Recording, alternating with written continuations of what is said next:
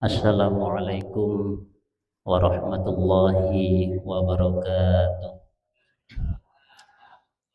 Alhamdulillahirabbil alamin. Wassalatu wassalamu ala asyrafil anbiya'i wal mursalin wa ala alihi wa sahbihi ajma'in, amma ba'du. Sing ingkang kula mulyakaken para sepuh bini sepuh lan sedaya para kiai, para ustadz, niki kula angsal curhatan saking masyarakat Pasuruan. Wonten di sebagian daerah niku salat tarawih ini damel speaker luar yang mempunyai potensi mengganggu kepada masjid atau musola yang lainnya. Akhirnya koyo iniku balapan kepingin ndang mari sing setunggale mantun musola atau masjid lintune niku akhirnya kesusu. Wadul niki masyarakat niki saking kesusu nih sampai ketika mau sholawat jamaah niku mboten jawab Allahumma sholli wa sallim alaih, tapi jawabane ndang muli. Lah niki akhirnya ya napa niki kula rancang beserta kesepakatan oleh para kiai yang ada di DPM UI atau Majelis Ulama Indonesia Kabupaten Pasuruan badhe kula waosaken niki. Fatwa Majelis Ulama Indonesia Kabupaten Pasuruan nomor 10 tahun 2026 tentang penggunaan pengeras suara saat sholat tarawih yang berpotensi mengganggu musola atau masjid lain.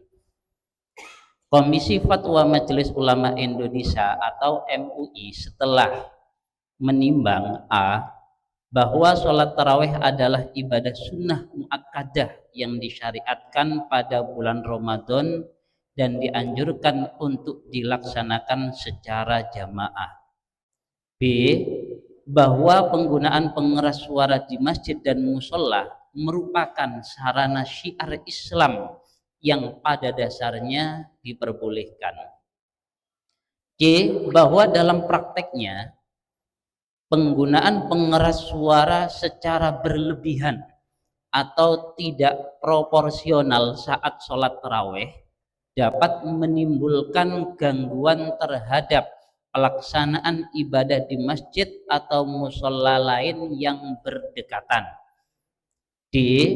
Bahwa syariat Islam memerintahkan menjaga ketertiban, menghindari gangguan serta memelihara ukhuwah dan kemaslahatan umum. E. Bahwa oleh karena itu dipandang perlu menetapkan fatwa tentang hukum penggunaan pengeras suara saat sholat tarawih yang berpotensi mengganggu tempat ibadah lain. Mengingat satu Al-Quranul Karim dalam surat Al-A'raf 55, tidak saya bacakan ayatnya untuk menyingkat waktu.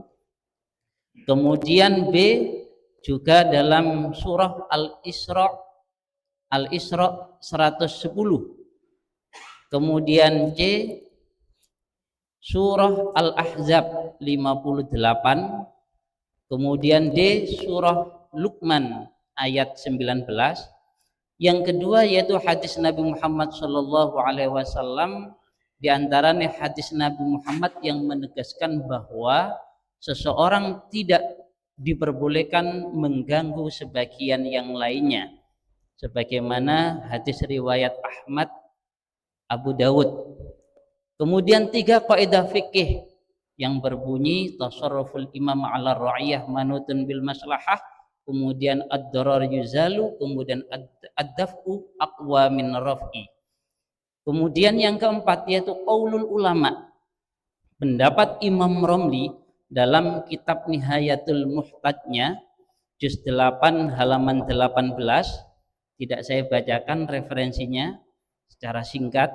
Kemudian B, pendapat Imam Ibnu Hajar Al-Haytami di dalam kitab Tuhfatul Muhtadnya juz 6 halaman 209, dan juga pendapat Sayyid Abdurrahman Al-Masyhur dalam kitab Bughyatul Mustarsyidinnya halaman 133, dan yang di pendapat Syekh Said Al-Hadrami dalam kitab Bushrul Karimnya halaman 286.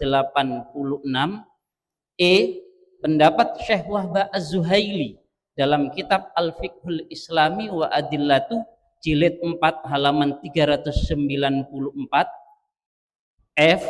Pendapat Syekh Abdurrahman Al-Jazari dalam kitab Al-Fiqhu ala Madzahibil Arba'ah dengan bertawakal kepada Allah Subhanahu wa taala memutuskan fatwa tentang penggunaan pengeras suara di masjid dan musholla pada dasarnya adalah mubah sebagai sarana syiar dan kemudahan ibadah.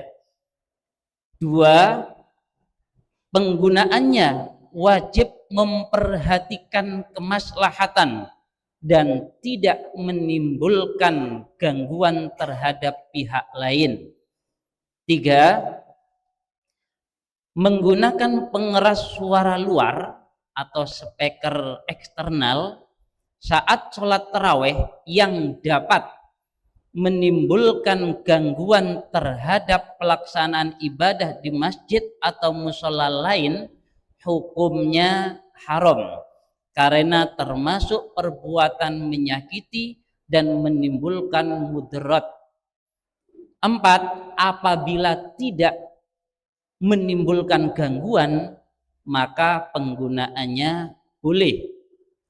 5, menggunakan pengeras suara dalam atau speaker internal saat pelaksanaan sholat tarawih lebih utama untuk menjaga kekhusyuan dan menghindari potensi mudarat. Kalau yang internal, pengeras yang bagian dalam niku aman-aman saja. 6, setiap takmir masjid dan pengurus mushola wajib mempertimbangkan kondisi lingkungan dan berkoordinasi dengan pengurus masjid sekitar. 7, masjid yang ditetapkan sebagai percontohan dalam pelaksanaan sholat tarawih khususnya pada malam terakhir diperbolehkan menggunakan pengeras suara sepanjang tidak menimbulkan kemudaratan dan gangguan bagi masyarakat sekitar. Kebolehan tersebut didasarkan pada pertimbangan bahwa penggunaan pengeras suara dimaksud berfungsi sebagai sarana syiar dan edukasi kepada umat tentang tata cara pelaksanaan sholat tarawih yang sesuai dengan tuntunan syariat, yaitu dilaksanakan dengan tumakninah, tidak tergesa-gesa, serta menjaga kesempurnaan rukun dan bacaannya. Ini yang ketujuh ini biasanya ing dalam satu desa atau kecamatan niki wonten mushola atau masjid yang menjadi percontohan. Misalnya menggunakan pengeras suara, cukup pengeras suara dalam saja.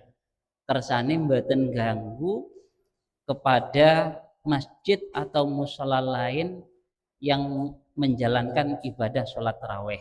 Kersane mboten balapan terkesan ngoten.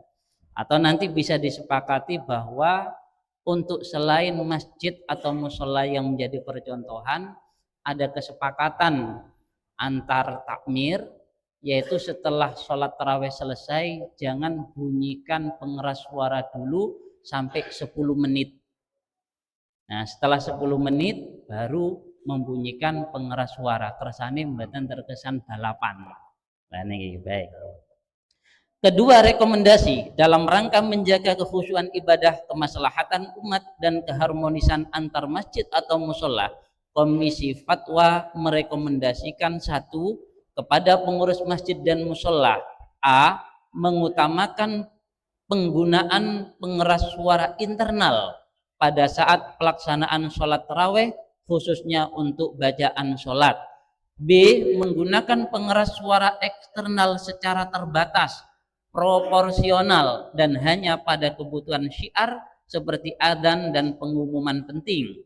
C. Mengatur volume suara pada batas kewajaran sehingga tidak menimbulkan tashwish atau gangguan terhadap jamaah masjid, musola lain maupun masyarakat sekitar. D. Melakukan koordinasi dan musyawarah antara takmir masjid dalam satu wilayah untuk menyepakati standar penggunaan pengeras suara selama bulan Ramadan. E. Mengedepankan prinsip ukhuwah Islamiyah dan menghindari sikap saling menyalahkan dalam menyikapi perbedaan praktek. Ditetapkan di Pasuruan pada tanggal 21 Februari 2026 atau 3 Ramadan 1447 Hijriah, Majelis Ulama Indonesia, Komisi Fatwa, Ketua Syafil Muhibbin, Sekretaris Kiai Haji Muhammad Anas, mengetahui Ketua Umum Majelis Ulama Indonesia Kiai Haji Nurul Huda Muhammad.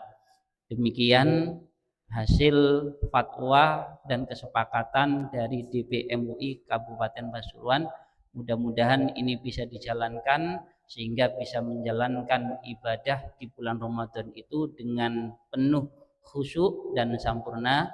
Sekian dari kami, wal afu minkum. Wassalamualaikum warahmatullahi wabarakatuh.